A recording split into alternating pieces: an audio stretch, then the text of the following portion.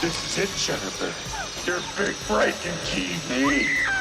Welcome to Watch Mojo, and today we're counting down our picks for the top 10 times movie villains trolled the hero. Tell me, Mr. Anderson, what good is a phone call if you're unable to speak?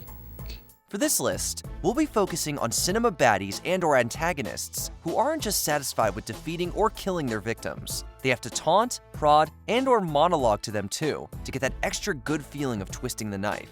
Did we leave out one of your favorite or least favorite big screen trolls? Let us know in the comments. Number 10, Goodman's Dodgeball Team. Dodgeball, a true underdog story. This comedic sports film features Ben Stiller as White Goodman, the narcissistic owner of a high-end gym who's constantly competing with his laid-back rival gym owner, Pete LaFleur. Nice job, Susie. You call that a sit-up? Don't slack, Trevor. I'm watching you. There's a good energy in the gym. When LaFleur and his friends enter a dodgeball tournament to raise money for the gym, Goodman somewhat illegally enters the tournament, introducing his team in the most cocky and obnoxious fashion. I just thought I'd drop by and congratulate you on your victory by disqualification today, and introduce you to the team that will be winning the Las Vegas International Dodgeball Open. The team name, Purple Cobras, and each team member's name seems ripped straight from a street gang. Blade. Laser. Blazer. I believe you've met my fitness consigliere, Michelle. All of this is just to make sure LaFleur loses the competition, who only wants the money to keep his gym afloat, while Goodman continues to supposedly make millions. This troll can't just settle for winning, he has to make sure someone else loses. So that's the deal. I give you $100,000. You sign over the deed to your gym. Period. Endo story. Number 9, Pennywise Playing with Children, It franchise. The town of Derry, Maine is cursed by an otherworldly being of horror that can shapeshift into whatever it wants. That's where it lives. So of course, its favorite form is Pennywise the Dancing Clown, who torments children with their worst fears before savagely devouring them or making them float down in the sewers with him. Looking past all the terrifying forms it takes, it's awfully petty for something this old to act and behave no better than a sick-minded serial killer. He threatens the Losers Club with their worst fears as they unravel his mystery. He continues to antagonize them as full-grown adults, and he's only stopped when the adult losers finally take a stand and call him out for what he is, a clown.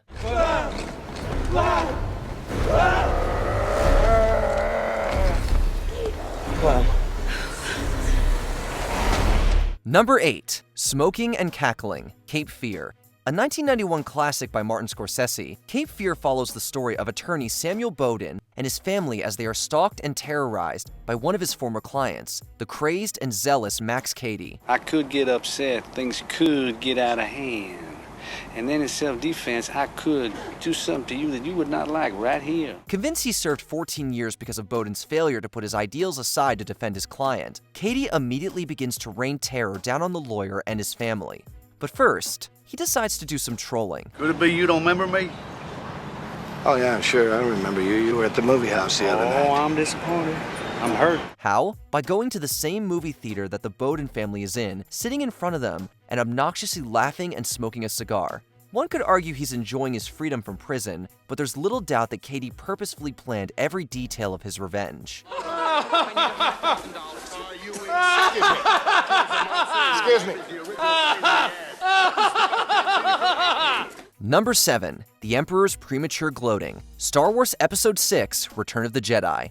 Emperor Palpatine, aka Darth Sidious, is one of the most infamous villains in cinema history. From here, you will witness the final destruction of the Alliance and the end of your insignificant rebellion. So of course, he's done some quality trolling over the years. But his greatest moment is probably his meeting with Luke Skywalker, where they debate on the outcome of the war. While Luke acts confident and accepting of his ultimate fate, Palpatine is unshaken and trades witty comebacks while revealing that the Rebel Alliance has been lured into a grand trap. I assure you, we are quite safe from your friends here. Your overconfidence is your weakness. He treats the whole ordeal like a minor footnote in his grand design, but when it all goes wrong, he acts like a sore losing troll and tries to kill Luke. Palpatine's overconfidence was in fact his weakness, as Luke said, but no troll is lacking in ego. You will find that it is you who are mistaken about a great many things. Number 6. The Evening News Team. Anchorman: The Legend of Ron Burgundy. Ron Burgundy and the Channel 4 News Team compete with the Evening News Team, led by Wes Mantooth. You want to dance, Ron? I want a polka. Acting like rival street gangs, they regularly get into petty insults and mudslinging. While most certainly a troll, Wes Mantooth starts out as second best to Burgundy and his crew, but as the Anchorman enters his downward spiral, Mantooth is more than ready to take the opportunity to best the titular character. Burgundy and the ladies went out for a little stroll, huh? Boys go out walking around and talking things through. Keep a tight perimeter. Wes insults him, competes with him, and they even get into a chaotic battle between all the neighboring news teams that leads to several deaths. But in the end, Mantooth admits that while he hates Ron Burgundy as a person, he respects him as a fellow anchorman. Still a troll to the core, Mantooth is at least a professional one. I pure, straight hate you.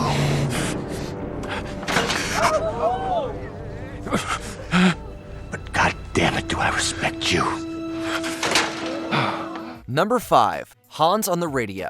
Die Hard. Gruber is a criminal mastermind that plays the police and FBI like fiddles as he and his crew work to rob the Nakatomi Plaza and make out like bandits. I am an exceptional thief, Mrs. McClane, and since I'm moving up to kidnapping, you should be more polite. Things go awry because John McClane happens to be at the party.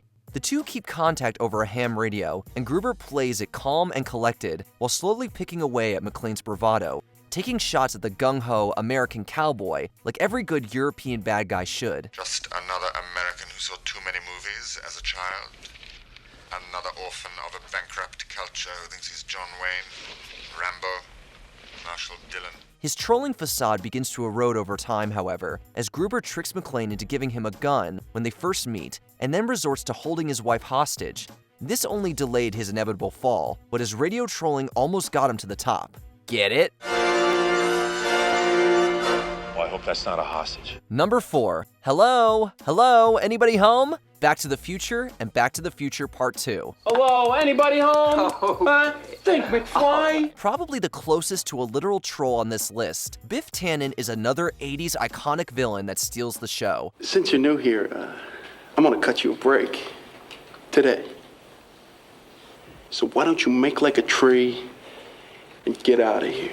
Tannen is a thorn in the side of the McFly family across the timeline, starting out as an overpowering jerk to George McFly in the past, before becoming a narcissistic menace to Marty McFly in the future.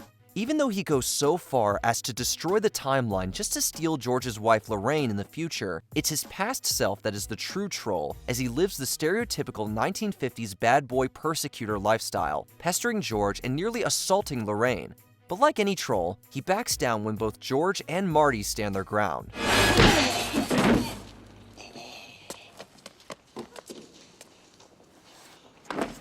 Number 3. What's your favorite scary movie? Scream. This is a prank call gone too far. You like scary movies? Uh-huh. What's your favorite scary movie? I don't know. You have to have a favorite. What comes to mind? Halloween. Ghostface, in all their forms throughout the Scream film series, is known for trolling their victims over the phone in the most petty and sadistic ways possible. Like a crazed trivia master, Ghostface tests their knowledge on horror films and then viciously berates and insults them when they fail. Then you should know Jason's mother, Mrs. Voorhees, was the original killer. Jason didn't show up until the sequel. I'm afraid that was a wrong answer. The most infamous case of this happening is the very first kill, when the serial killer mercilessly taunts and threatens Casey Becker over the phone before butchering her boyfriend and then her moments before her parents are forced to listen to her pain. Even past that, the person, or persons under the mask, always relish in the moments of revelation whenever Sidney Prescott, the central figure to Ghostface's crimes, learns the truth, especially Stu Macher. How do you gut someone? You take a knife and you slit him from groin to sternum. Number 2. I'm just ahead of the curve. The Dark Knight. Few trolls can compete with the clown prince of crime. I'm gonna make this pencil disappear. It's gone. The Joker, in all his forms, has dedicated his entire existence to one thing: trolling Batman. Heath Ledger's Joker is no different. After his campaign of carnage is seemingly stopped, he is viciously interrogated by Batman. Though Batman is the physical superior, it becomes clear that the Joker is a broken man and therefore cannot be broken. See, I'm not a monster. I'm just ahead of the curve. Waxing philosophy that tugs at the hard truths of society, Joker eventually reveals that both Harvey Dent and his love interest Rachel have been set up in explosive traps, and Batman will have to choose to save one. Insisting on saving Rachel, Batman is given the wrong directions by the Joker, and he instead saves Harvey, leaving Rachel to die. What a total troll. Harvey, it's okay. It's all right. Listen. Before we continue, be sure to subscribe to our channel and ring the bell to get notified about our latest videos. You have the option to be notified for occasional videos or all of them. If you're on your phone, make sure you go into your settings and switch on notifications. Number 1. All of Freddy's Nightmares, a Nightmare on Elm Street franchise. When you're trolled in your dreams, you're trolled for real. A specter of sadistic rage, Freddy Krueger's penchant for violence goes beyond the body and targets the mind of his victims as he enters their dreams and turns them into nightmares. You'll eventually sleep, he'll eventually find you, and he'll play with your psyche like a mad puppeteer before cutting your strings. Then he offers a pun, or just calls them the B word before gutting his victim like a fish. Come on, Freddy! Can't you catch me? I'm gonna split you in two. If that isn't trolling, then we don't know what is. With a trolling career that spans 30 years, it's impossible to narrow down Freddy's greatest troll. This is it, Jennifer. Your big break in TV. But that's what makes him number 1. Even in death, he's the worst troll of your nightmares. Come to Freddy. Did you enjoy this video? Check out these other clips from WatchMojo, and be sure to subscribe and ring the bell to be notified about our latest videos.